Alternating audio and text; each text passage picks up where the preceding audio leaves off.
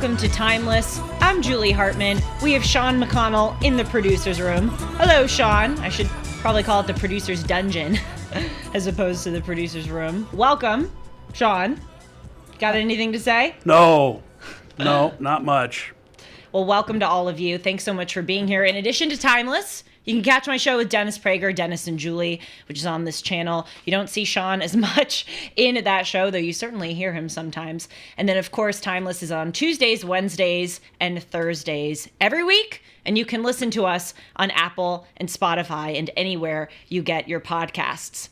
Over the weekend, I was scrolling through Instagram, which is probably not a great thing to admit to you, given that I just did an entire show on why people should get off of social media. But I did say that social media does have its utility, as long as you use it appropriately.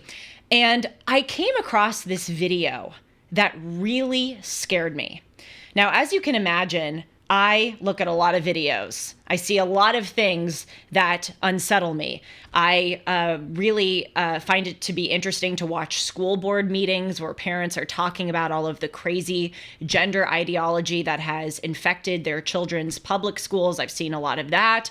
Certainly, I've seen a lot of videos of the millions of migrants crossing the border. I've watched videos on crime, homeless attacks. I mean, I've seen it all.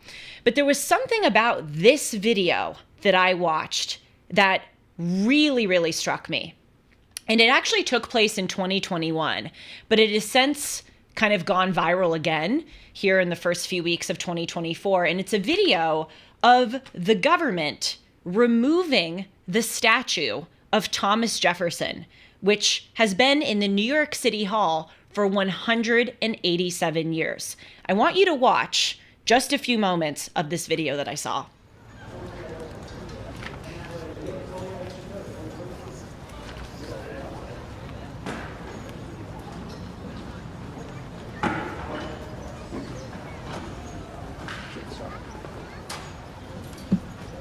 God, isn't that creepy? For those of you who are listening, I encourage you to just go and Google the video. I can also put a link in the description box, but it shows these people with masks, by the way, rolling out this statue on a platform of some kind. And the statue also has this rope around it, and it's just being forcibly removed from this city hall. And I looked at that clip, and there were so many thoughts just flooding through my mind, where I looked at that and I went, this is what we're focusing on. Like, this is where our energy and time and resources are being funneled, to removing a statue. That was my first thought. My second thought was, that's Thomas Jefferson. Yeah, he was a bad man in some ways. He owned slaves. I think he actually had children with female slaves. I mean, clearly this guy was not a totally upstanding individual, but he's one of the founding fathers of our country, and was not only one of them, but one of the most instrumental in the Declaration of Independence, in the Constitution, in giving us the freedoms that we have. Doesn't he get any kind of credit for that? But the biggest thing that was really terrifying about that clip was what it indicated about state power, that the government now has the ability to do this. And on top of all of that, I couldn't help but think that it's such a symbolic video, because it kind of reflects what we're doing right now as a country. We are forcibly taking away the very things that make us American. We're taking away the ideas and the values and the symbols of the United States of America and of Western civilization. So I think the reason why that video hit home is because it struck something in me that I see in a lot of different ways, not just statue removal. And that is, again, totally abandoning and actually frowning upon the pillars of our society. So once I saw that clip, I started to do some more digging. And I've realized that this statue removal phenomenon is way more common than we think it is. I think that we tend to see these one-off clips that go viral, or we, read about them sometimes in the newspaper, to the extent that newspapers report on them. And we think, that's just happening here and there. Yeah, it's crazy. Yeah, it shouldn't happen. But, it's not that big of a deal, and it's not that widespread. Well, actually, it is quite widespread. Just last month, in December of 2023, the Department of Defense, yes, the Department of Defense, ordered the removal of a reconciliation statue at Arlington National Cemetery in Arlington, Virginia. I actually did a Julie Noted episode on this statue. This reconciliation statue was erected by President William McKinley in 1914.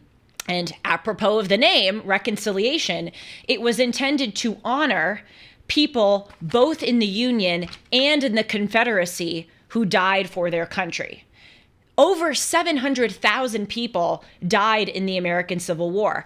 And during the time that President McKinley erected this statue, it was, yes, several decades after the Civil War, but there were children of people who fought in the Civil War and grandchildren of people who fought in the Civil War. And it was still a really big dividing line in our country where people would go, oh, well, you know, your grandfather was in the Confederacy or your grandfather was in the Union and you don't get to sit with us, or your opinion doesn't matter because you're a traitor. It was heavily contentious. And William McKinley put this monument together as a symbol of how our country has to move past this ugly time in our history. So in December of 2023, the Department of Defense said, no, we're going to get rid of that statue. Let's watch a short clip again of this statue being removed, which is just as chilling as the Jefferson video. Find the Confederacy remaining on the grounds at the final resting place of some of the nation's greatest heroes is simply unimaginable. Virginia Governor Glenn Youngkin disagrees with the decision to remove the statue. He made arrangements for it to be moved to Newmarket Battlefield State Historic Park. Is that not one of the creepiest things you've ever seen? Like this huge crane hoisting away this statue and removing it. It is so eerie. Okay, so this is the Thomas Jefferson one was in 2021. The Arlington Reconciliation Monument was just a month ago, and then in January of 2022 there was another big one. Teddy Roosevelt, who, you know, is known for being such a bigot. When you think of bigotry, you certainly think of Teddy Roosevelt, right? It's ridiculous. There was that huge bronze statue of Teddy Roosevelt in front of the Natural History Museum, in New York City. Now, that museum is run by the city government in New York City, and they removed that statue after 80 years. And by the way, it cost taxpayers $2 million for them to remove the statue. This is the final clip we're showing. Let's play it. Perch outside the American Museum of Natural History. Crews dismantled it in separate pieces early this morning, hoisting those parts of the statue high in the air. I could give many more examples of all of the times that this has happened. And we know that this started really during and in the aftermath of the 2020 Black Lives Matter riots. I just want to give you a few more examples to again illustrate that this is no longer something that was just fringe or a one-off event of a statue being removed. This is a mounting and now pretty mainstream endeavor in our country that is being supported by the state. So here's some more examples, just quickly rattling them off. In 2021, the Robert E. Lee statue in Charlottesville, Virginia was taken down. That was, of course, the whole debacle with, you know, Trump saying that there are good people on both sides. By the way, he was not referring to neo-Nazis, who a small group of which were present at the removal of that statue. He was referring to protesters who were there, some of whom were against the removal of the statue. They weren't neo-Nazis. They were just wanting to protect the history. And then there were people there who were enthusiastically supporting the removal of the statue. So when President Trump said that, for the record, he wasn't referring to the neo-Nazis. He was referring to good people on both sides of the statue removal debate. So that happened in 2021. And, you know, the whole idea is that when these statues are removed, they are going to be transported to museums, because the argument goes that it's better to have them in museums because museums can provide more context of the reason and intention of the statue and who the statue depicts. And in the case of Robert E. Lee, why he was such a defective man. And by the way, this is not coming from someone who likes Robert E. Lee. Agreed. He was the head of the Confederate Army, not an upstanding dude, to put it lightly. But this statue was not, in fact, moved to a museum where it could be placed in its proper context. In the fall of this past year, 2023, it was cut apart with a blowtorch in a kind of ceremony, getting rid of this statue, and then it was melted down once those parts were taken apart with a blowtorch. That's one example. Also, during 2021, there was a statue of an abolitionist, of all people, named Hans Christian Heg. This statue was up in Madison, Wisconsin, and that was torn down for reasons I can't understand because he was an abolitionist, and thrown into a lake. There was a statue of a black slave. Again, crazy. I thought we're just supposed to go after the people who owned slaves or who supported slavery. They're targeting abolitionists and statues of slaves. This slave was named York, and he was a part of the Lewis and Clark expedition. Lewis and Clark brought along this slave in their expedition, so I guess the woke mob, if I can attempt to get into their minds, viewed this slave as defective because he supported Lewis and Clark. And so they tore down this statue of York. This is in Portland. It was actually removed by the University of Portland, and it wasn't put into a museum. It was vandalized. In 2020, there was a statue of Christopher Columbus in Richmond, Virginia. That was torn down by protesters and thrown into a lake. In 2022, there was a Christopher Columbus statue in the California State Capitol Rotunda. That was removed. A George Washington statue in Portland, Oregon was torn down and vandalized. Just the list goes on and on. And by the way, just to throw in yet another example, and I am giving you the abridged version, there was a order by the Biden administration, or a decision that was made. I call it an order. Some would call it a decision, that a statue of William Penn, who was the founder of the state of Pennsylvania, he was a Quaker, must be removed from a park in Pennsylvania where it was up commemorating William Penn. So it was announced at the end of last year that this statue was going to be removed. And interestingly, there were a lot of people in Pennsylvania who protested against this. And the group that protested most strongly were Native American groups, because the Biden administration ordered that this statue of William Penn be removed and replaced with a statue of a Native American to, quote, provide a more inclusive interpretation of the Native American history of Philadelphia. And to the credit of these indigenous groups, many of them said, wait a minute, we don't want this statue of William Penn to be removed. We just want our history told. So they successfully mounted a campaign against it. And as it stands now, of the time of this filming, which is in the end of January 2024, the Biden administration has called off its order for that statue to be removed. So today, I want to talk about this phenomenon. As I said, given all this evidence that it is growing and mounting and it is now mainstream. And this is not going to go away anytime soon, because according to the Epoch Times, there are now 1,500 monuments and memorials to the Confederacy all around the United States. Now, some of them are just blatant memorials which glorify members of the Confederacy, but some of them, the vast majority of them actually, are a little bit more ambiguous. For instance, is it fair to say that that Arlington Reconciliation Monument glorifies the Confederacy? I'm not so sure. It honors people who died in the Union and the Confederacy. That's very different than saying what the Confederacy did was great and the causes of the Confederacy were great. And so a lot of those statues fall into that ambiguous category. And so we as a country have to decide what we're going to do going forward. And as you know from the examples that I just gave, a lot of these statues that are now being targeted are not just having to do with slavery or the Confederacy. They targeted George Washington. They targeted that slave, the black slave, the York, who that statue that they tore down.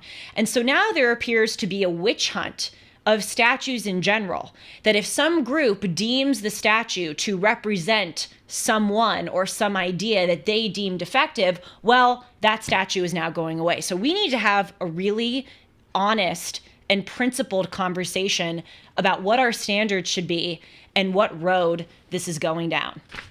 So I want to start off by talking about the cultural problem that I think that these statue removals lay bare. What's interesting about this example or this phenomenon of statue removal is that it kind of is an indicator of the health of our country in a lot of different ways. The cultural health, the legal health, the political health of our country. It's sort of like if you can run a mile in under 9 minutes, that's a good indicator of your health in general. Does it reveal everything? No. But if you have a good mile time, it indicates that you probably have a good weight, you probably eat well, you probably have a good exercise routine, and overall, you can call yourself healthy. It's this statue thing can be viewed in a similar light. If we're tearing down statues in this country, that's kind of a good barometer of the general health of our society. So let's talk for a little bit about what this indicates culturally. Julie, Yes. not only can I not run a 9-minute mile, but I think you're missing the silver lining here. What is the silver lining? Joe Biden's creating jobs, okay? And two, I'm thinking about quitting because the boom in the statue removal business has been at an all-time high. $2 million to remove a statue? Are you kidding me? That's our taxpayer money, though. I'm thinking about changing occupations. Well, you know what? It's not going away anytime soon, and all I got to do is take statues down. Well, See you later, Toots. it's honestly not a bad point. It's like when Joe Biden launched the, what was it called? The Civilian Conservation Corps. That was a story I did recently where he created this government entity to employ people to fight climate change. I guess the silver lining is that they're employing people, but we're really employing them because it's our taxpayer money. Oh, and by the way, with that statue, the $2 million Teddy Roosevelt one, that was just the cost of getting it out of the front of the Natural History Museum. That doesn't count the cost of transporting it to North Dakota, which is where they're going to send it to, and storing it for the next few years. Because the whole idea is that there's going to be this Teddy Roosevelt Museum in North Dakota, but the museum isn't open yet. It's opening in 2026, so that's just more and more and more money. But point taken. I guess there's some good parts of it. But culturally, this is a really, really bad sign because for many different reasons. Let's start off with the fact that if you're offended by a statue, you have an emotional regulation problem. And that is not to say that some statues can't make people uncomfortable. I can understand if you are a Black American and you walk by a statue of Robert E. Lee, I can understand how that would be unsettling and that would make you uncomfortable. I get that. But we now live in this country where people are talking about this statue issue as if it's like truly threatening to the mental and physical well-being of Americans to behold such statues. And that's why I say if it really is to the point where certain people are like quaking in the presence of these statues and they need the state to remove them because they're so bad, that is a problem that that person has with themselves. Because every single day, life gives us triggers. I was talking with someone, one of my best friends lost his mom about 10 years ago. And he was telling me that there's a billboard near his apartment and it's showing a movie or a documentary and there's a mother holding a child. And he says, every time I drive by that, I get a pang in my heart. It makes me think of my mom. Now, should that billboard be removed because he gets triggered by that? No. At what point does this end? Just because something triggers you doesn't mean that it has to be wiped away. Once we go down that road, there's no ending going down that road. I get triggered by the Bob's Big Boy statue. What is that? It makes me hungry. And every time I see it, I want a burger and fries. You don't. That's great for you you, don't know what sweetie. Big Bob's Big Boy No, is? I don't. I don't eat burgers. I can run a 9-minute mile. I Comment don't down eat below, burgers. people. Oh my God. Is that just an LA thing? No, I think Bob's Big Boy's all over the place. Either way, I don't eat burgers. I'm triggered. There are triggers everywhere. Everyone is triggered by everything. And we can't go down this road of making people feel comfortable all the time. Otherwise, we're literally not going to have a civilization. We're just going to have like the desert because everything is so much of a trigger. That's the first like cultural thing that is like, okay, we're not healthy as a country if we're literally going to be shaking and quaking because of a statue. Also, this is what people are fighting. Like, this is their idea of fighting evil. What my dear friend and colleague and co-host and all other things, Dennis Prager, always says, it's an amazing line. He says, the left fights fake evil. The right fights real evil. Now, of course, that doesn't mean that everybody on the left fights fake evil or everybody on the right fights real evil. But right now, I think that's a pretty good kind of synopsis of what we're seeing in our country. The Democratic Party and the left, not liberals, but those on the left, are very focused on spending our taxpayer money, our time, our resources, and energy on removing statues. The right is not focused on that. The right is focused on closing the border. The right is focused on tamping down on crime and repealing many of these terrible laws, such as abolishing cash bail, which have allowed criminal activity to flourish. That is what the right is focusing on. So it's not a good sign that we're fighting this fake evil. And also, it indicates that we're now living in a country where people are judging individuals based on one thing or on one part of them, and they're ignoring the totality of someone.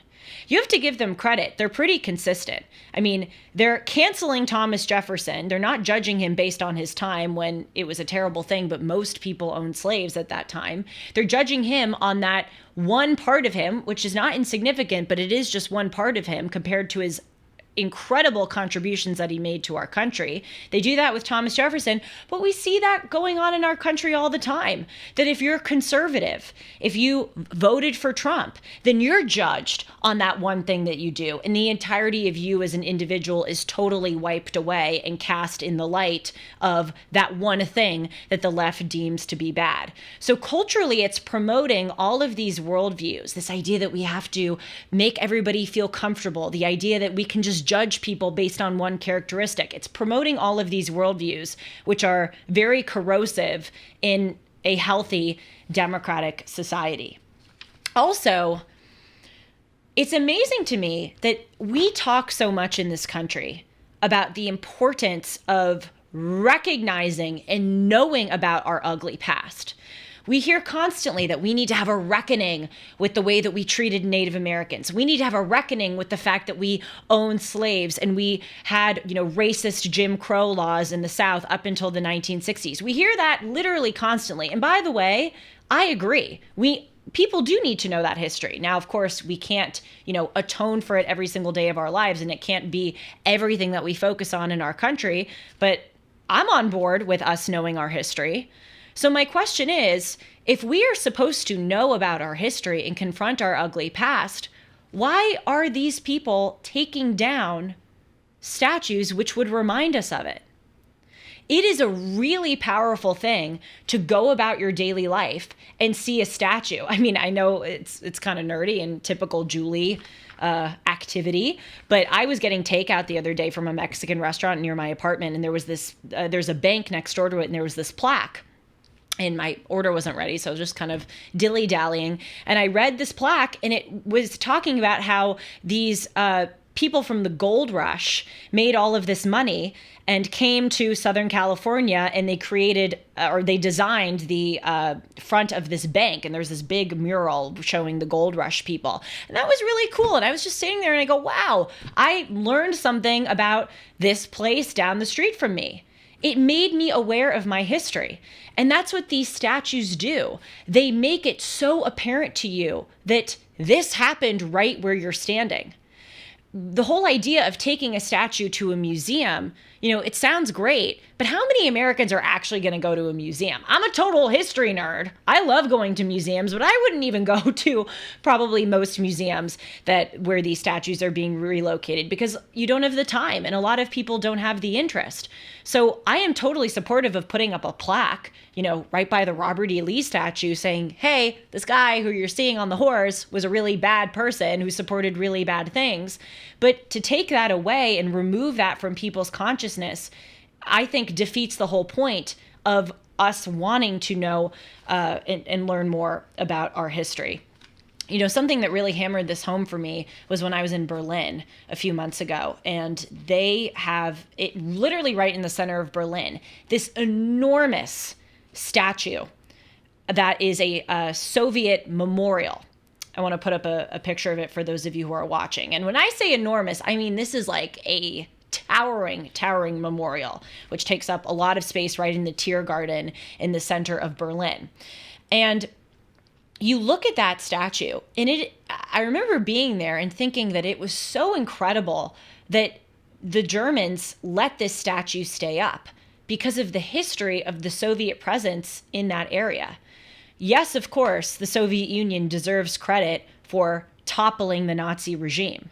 I mean, the Battle of Berlin, which was the decisive battle where the Soviets marched into Berlin and took control of the Reichstag and toppled the whole Nazi apparatus. That was the Soviet Union doing that. That wasn't even the United States, which marched in the final Battle of Berlin. So obviously, even though the Soviet Union was an evil regime, they do deserve credit for doing that. But, oh my God, the amount of atrocities that the Soviets committed in Germany is abhorrent. Soviet soldiers routinely raped German women. They would steal and loot items from Germans. They partitioned the entire country. They divided the country between East Germany and West Germany, East Berlin and West Berlin, and ruled it as a Soviet communist state. There was no freedom of the press. There was no freedom of religion. There was no freedom of speech. People were tortured and persecuted and killed for speaking out against the government. I did a whole show on this. There were people who would run to the walls that were separating East Germany from West Germany or East Berlin from West Berlin, and they would get shot if they tried to go to those walls and flee the east side in order to go to the west side. The Soviet presence in Germany was horrible. It is one of the most painful parts of their past. And yet in the center of Berlin, they have this enormous structure that was erected by the Soviet Union commemorating the Soviet Union. And so why do they have that there? Well, I talked to Germans about this when I was there. I said, isn't this painful for you? And again, this happened very recently. The Berlin Wall didn't come down until 1989. There were people, including many who I met, who lived under the Soviets or have parents who lived under the Soviets, but they themselves grew up in East Berlin or in East Germany. And so I would talk to these individuals and I said, why do you guys still have this Soviet memorial up? And they said, we know how dangerous it is to erase history. We want people to know about this. We want to be reminded of our history. And that is so powerful. I mean, that is one thing I will always remember about going to Berlin, that Soviet statue. And it's a really kind of great mental note that you have to file away to remember the history of a place. It's very easy to forget when you're just reading about it in a textbook or even if you're in the location without really big physical reminders. Those are fantastic ways of making that history stick with you. Now, the counter argument, which is totally legitimate, is, well, they kept up a Soviet memorial, but they don't have, Nazi memorials still standing. And what's interesting about that is that, well, a lot of the Nazi paraphernalia and the Nazi memorials or statues or any kind of things that they had were destroyed in the war. They were bombed. But also, that is a totally different context in Germany than what we have here in the United States. In Germany, the Nazi regime was very recently, it was less than 80 years ago. 80 years ago right now, Auschwitz was in its peak of operation. It transformed the entire country. Nearly everyone in the country was a Nazi. It led to a world war, the extermination of 6 million people. That is a very different context. And although I am a pro, free speech, free statue absolutist, I can understand why Germany, they would not want Nazi statues up because that was a very real political threat that existed not long ago. Here in the United States, it's a different context. This is not said to minimize what slavery was in this country, what a big deal it was, how terrible it was. But that was 150 years ago. It was concentrated in a part of our country. It wasn't all around the country. Again, not minimizing what it was, but you can understand how having Nazi paraphernalia around modern Germany is very different from having some Confederate statues scattered in disparate parts of the United States. So context matters. I want to talk now just a little bit about the state's involvement in these statues, because that to me is one of the biggest red flags, that now the state is involved in the removal of these things. It was kind of one conversation or one different story when you saw these Black Lives Matter protesters tearing down statues. That was terrible, but that wasn't state sanctioned. In the past 3 years, frankly, during the Biden administration, it has now gone into the realm of the state being in charge of a lot of this. So let's look at that. But first, I want to quickly tell you about MyPillow. I use a lot of MyPillow products. I walk into work wearing my slippers. I sleep on a MyPillow. I use my towels, and you can get a lot of these products at a discount if you use the promo code Hartman. Now, MyPillow obviously is known for the pillow, but they didn't stop at the pillow. They also created the Giza Dream bed sheets, which I also sleep on. They look great, they feel great, and they facilitate an even better and more comfortable night's sleep, which obviously we all need. Mike Lindell found the world's best cotton called Giza. It's ultra soft and breathable, but extremely durable. Mike sheets come with a 60-day money-back guarantee and a 10-year warranty. They come in a variety of sizes and colors and styles. You can get those by calling 1-800-566-6745. If you use the promo code Hartman, you'll get 50% off of these sheets. You'll get a set for as low as $29.98. Go to mypillow.com and click on the radio podcast square and use the promo code Hartman, or call 1-800-566-6745 and use the promo code Hartman. In addition to this offer, you'll also find deep discounts on a lot of MyPillow products, including the MyPillow 2.0 mattress topper, the aforementioned MyPillow kitchen towel sets, even flannel sheets, and so much more. So let's look at the state's current involvement in the removal of these statues. So I mentioned the Arlington Reconciliation Monument, that the Department of Defense ordered the removal of that monument in the last month of 2023, December 2023. Why in the name of God is the Department of Defense getting involved with statues? Well, I dug it up. There is an act that was passed in 2021 called the National Defense Authorization Act. Essentially, it was an act that was supposed to help support the Department of Defense in defending the United States against foreign and domestic threats.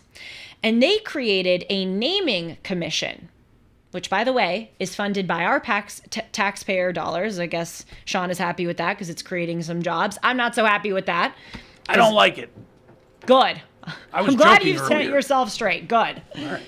Naming commission. They've created this naming commission to, quote, remove all names, symbols, displays, monuments, and paraphernalia that honor or commemorate the Confederate States of America or any person who served voluntarily with the Confederate States of America from all aspects of the Department of Defense.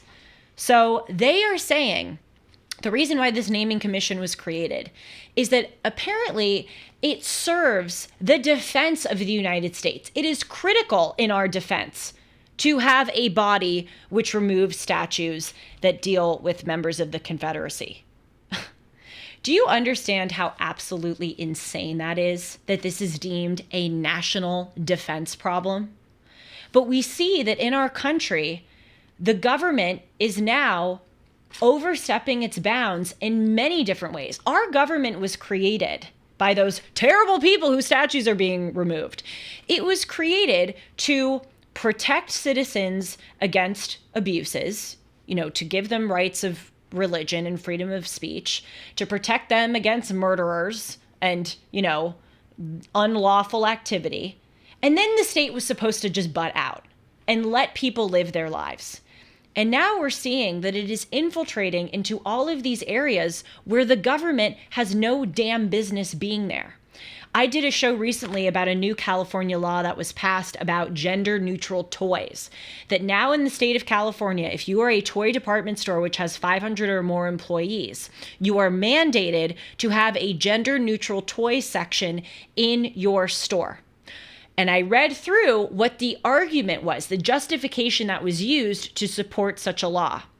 And what I found was that they were calling on the Civil Rights Act in California, which protects, a discrimination against those on the basis of gender, sexuality, race, etc.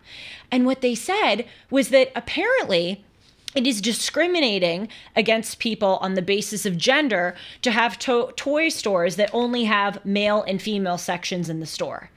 That is a similar example of what's going on here with the Defense Act. We've taken these terms like discrimination, we've taken these terms like defense, and we have twisted them to now that the government can get involved in the name of defending our country or in the name of protecting against discrimination.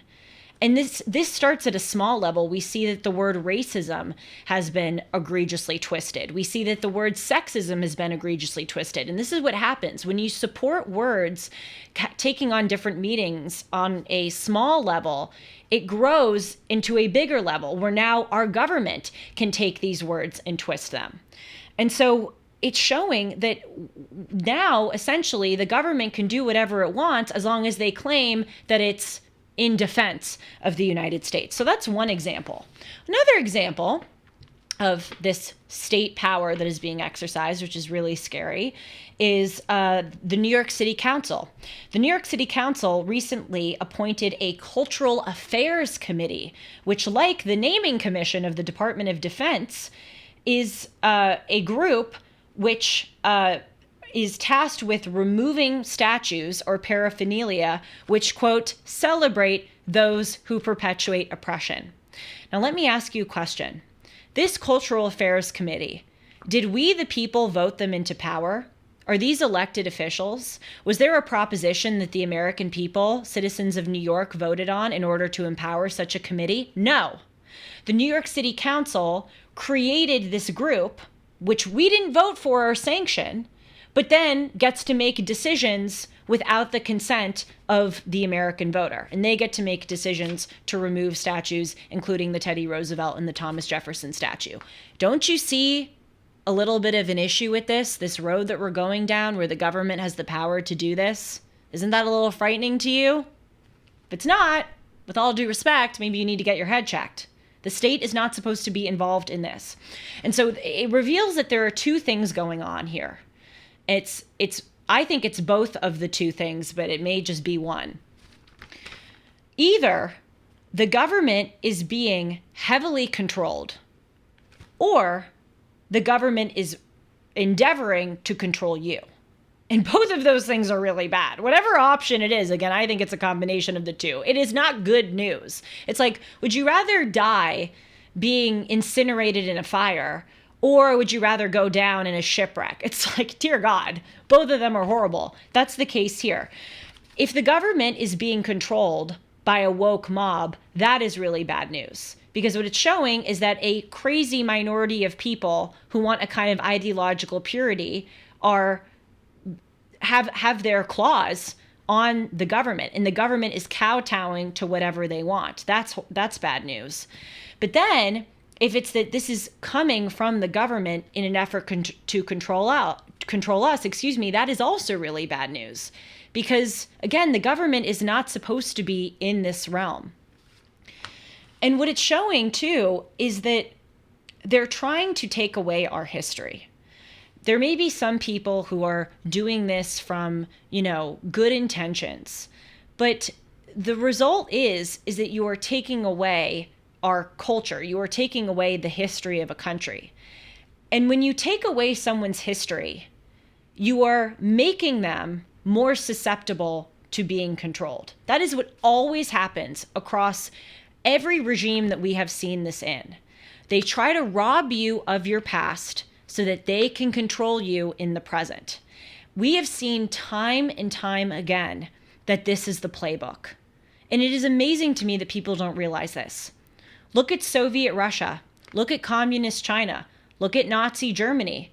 Look at the Protestant Reformationists after the Protestant Reformation who went into various Catholic churches and took down, icons. People, they viewed statues as icons, and they threw stones at stained glass and they toppled statues.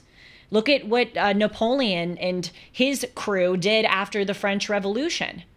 Whenever you see dictatorial regimes or regimes that are heading towards dictatorial tendencies, this is what they do. They try to destroy the past so that they can remake your identity in their own image and what they want your identity to be. I was recently reading about the way that Communist China did this. Just about a year ago, the CCP ordered that the University of Hong Kong remove a statue which commemorated the Tiananmen Square massacre. That took place in 1989, and it was a group of pro-democracy Chinese citizens who gathered in Tiananmen Square in Beijing to protest against the government, and the CCP unleashed fire and fury on all of them, and many of them died. Communist China had that statue removed. Why? They don't want people to know about that. They don't want people to think about that. They want to rob their citizens of their history so that they can be more ideologically committed to the party. This is what Communist China has done over its entire tenure of being the ruling force in China. They had Buddhist statues taken down and destroyed all throughout the 20th century. There was the Cultural Revolution where books were burned. There were statues that people thought were representing capitalism that were taken down. There were classics of Western literature which were banned. There were people in China, writers in China from the 18th and 19th century who were banned from being talked about because they were, insufficiently pro-communist. And again, this is exactly what is going on now.